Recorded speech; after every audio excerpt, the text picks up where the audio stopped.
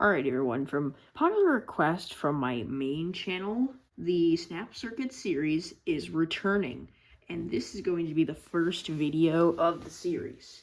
So, let's get started with the first project, which is going to be the first part of the series.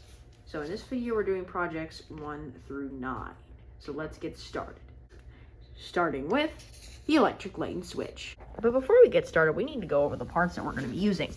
Now, I honestly think it's a bit strange to you first, but you'll realize in a minute. Each one of the booklets we have, which there are a ton of them, this one's Junior, which is the first 101 projects of this set, and we're only going to be using so many parts out of all the amount of parts I have in the set, which is extreme. So here's what we are going to be using: 3 snap wires, 6 2 snap wires, 3 snap wires, 4 snap wire, 5 snap wire, and a 6 snap wire, the whistle chip, the slide switch and press switch, photoresistor, the red LED, the 2.5 or 3 volt lamp, mine's a 3 volt lamp, the batteries, of course, only one of the battery packs because there's actually 2 of them, but we're only using one in this part of it, the speaker, the music IC, the alarm IC, and the spaceware IC, the motor, and the fan that comes with it as well, the 100 ohm resistor, and then the jumper wires, the black and red ones.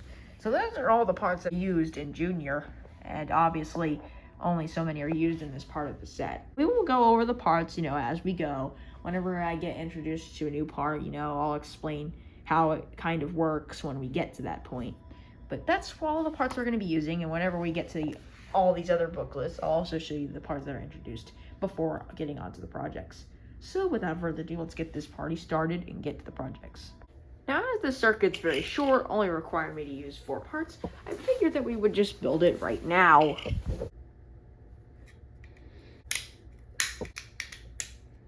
And voila! Project number 1, electric light and switch. Now, the old versions of this are actually use a bigger circuit than this one. And as you can see, it's a very simple circuit. It's all it is there's a lamp, snap wire, batteries, and the switch. So, how this actually works is this switch right here has this little gate here. When it's off, it's open, meaning that current cannot flow through. When it's on, though, when I flip it, it closes so that way it can flow through, and that causes the lamp to turn on, of course. And as you can see, it's a pretty bright light. It's decently bright, not crazy, however, very easy way to make a lamp. So that's pretty much all there is to this project. Project number 2 is the DC motor and switch. The DC motor and switch which stands for direct current. That's the circuit in the booklet, by the way. The direct current is kind of an easy way to use batteries, and it's an electric motor, and it's kind of something you'd see other electric things that require batteries in a way. So it's kind of an example to that. So let's turn it on. As you can see, the fan is running, blowing some pretty good air as my batteries aren't actually full. However, it is blowing really good air, as you can see. It actually cooled me off somehow. And we turn it off, and it's off. So, it's very simple, and has a lot of, kind of exciting things about it. Little things, how it works, and all that history. Things that I don't really want to talk about in these videos. Otherwise, very simple. Project 3 is the sound-activated switch.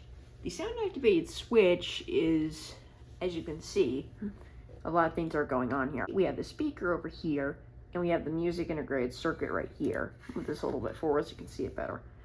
We have the switch, the whistle chip, and the jumper wires, which are connecting to the speaker over here. Here is the circuit inside of the booklet.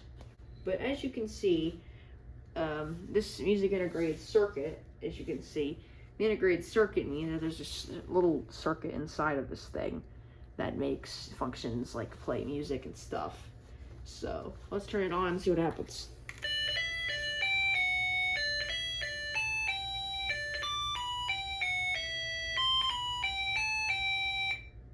As you can see, it was a little bit loud, but it plays the happy birthday song on this thing. The pitch might actually be different depending on what you use somehow, because for some reason that happens with music ICs, but anyway, as you can see, we also have the whistle chip now. If we tap on it, it'll play again, or you can clap loudly or blow into it, but I usually just tap it, let that finish, and we can turn this off. So it's really cool how it works. Is, you know, integrated circuits are used everywhere, and toys and stuff are used to integrate circuits in them. So very interesting thing, actually. Project number 4, adjusting sound level circuit, is in the booklet right here. So the project here is, as you can see, there is a resistor. Now the resistor is used to resist, or basically reduce, electricity. This one's 100 ohms worth of resistance. The speaker actually has 8 ohms resistor inside of it, which is interesting, probably so that it's not crazy loud.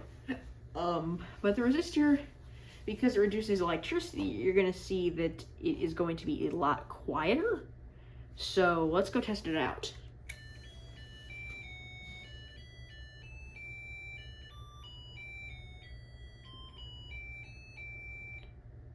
So, as you can see, pretty simple. Very nice how that works. How it makes it quieter. Now, you can, not in the junior set, but if you really wanted, you could test this with other resistors and see if you can hear it. Because my set has 5 resistors, but in junior we only use 1 of them. So project 5 is lamp and fan in series. So how this one works is, as you can see, there is a lamp and the fan at the same time. Now this is going to make some interesting properties, so let's turn it on and I'll show you. So as you can see, the lamp is very dim, and the fan is also not running as fast, especially there's not much air coming out of it, as I can feel. But the lamp is very dim as well, because both of them are running at the same time. However, there's only so much current that can go through, but when it's trying to power both of them on, it limits the current and doesn't make it a full current, which that's how that works. It's very simple, and you know, it tells you about limiting the current and stuff like that between something. So that's how all that works. Pretty simple project. Project 6 is lamp and fan in parallel.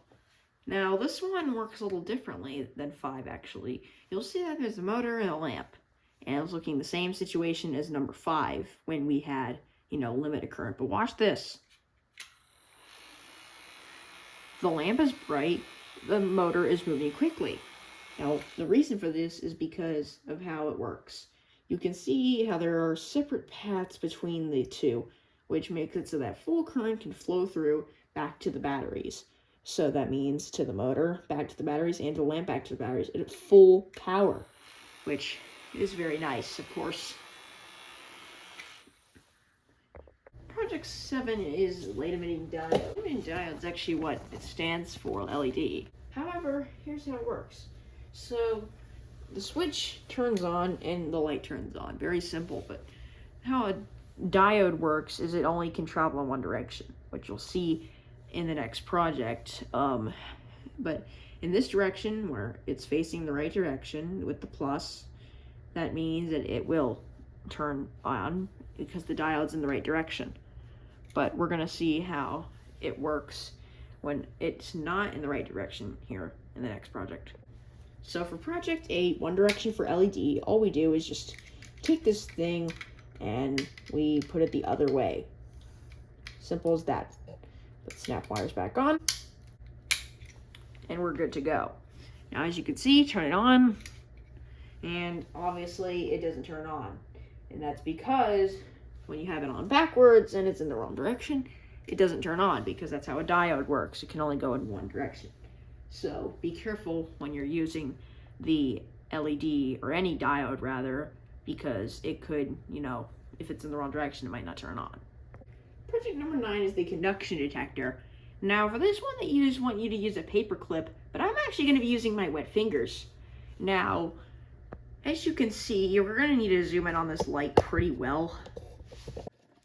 Now that we're zooming on the light, what I'm going to do is I'm going to put my fingers, and I'm going to be doing this with my wet fingers, and as you'll see, you look very carefully. It's only going to turn a little bit, but not completely, because I don't have a paper clip to make it fully turn on at the moment.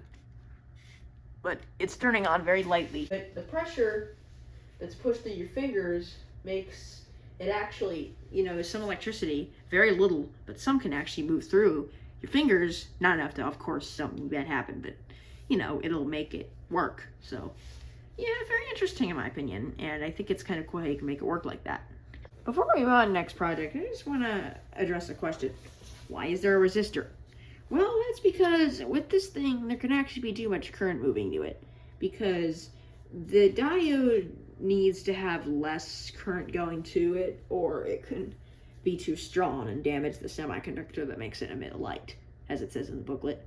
So just be careful when you're using it.